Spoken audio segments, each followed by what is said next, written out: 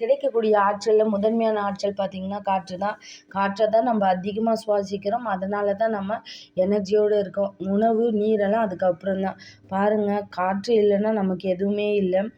இதே எப்படிலாம் நம்ம கெடுத்துக்கிட்டு இருக்கோன்னா, தொழிற்சாலையிலேருந்து வரக்கூடிய கழிவுகள், அதுக்கடுத்து போக்குவரத்துலேருந்து வாகனங்கள்லேருந்து வரக்கூடிய புகைகள் மற்றும் அந்த ரோட்லேருந்து வரக்கூடிய டஸ்ட்டு, அதுக்கடுத்து பார்த்திங்கன்னா காடுகளிலேருந்து எரிப்பதன் மூலமாக வரக்கூடிய புகைகள், பிளாஸ்டிக்கை எரிப்பதனால வரக்கூடிய புகைகள், அதாவது கட்டுமான பணிகள் ஏற்படக்கூடிய அந்த டஸ்ட்டு, அந்த தேவையில்லாத துகள்கள், மண் துகள்கள்லாம் காற்றில் கலந்து அது மாசுபடுத்துது.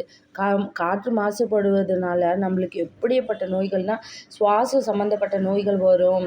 கேன்சர், இதய கேன்சரு, லங்ஸ் கேன்சரு, அதுக்கடுத்து த்ரோட் கேன்சரு, இது மாதிரியான பிரச்சனைகளும், இதய சம்மந்தப்பட்ட நோய்கள் வரும்.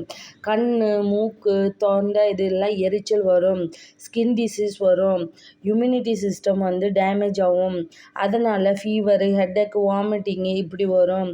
இதனால் நம்மளுக்கு எனர்ஜி நிறைய லெவல் ரொம்ப கம்மியாகவும் சீக்கிரத்தில் இறக்கக்கூடிய ஒரு வாய்ப்புகள் வரும்னு சொல்கிறாங்க. இது மட்டும் இல்லாமல் இயற்கையிலே மிகப்பெரிய மாற்றங்கள் வரும். ஆசிட் ரெயின் வரும், குளோபல் வார்மிங் வரும்.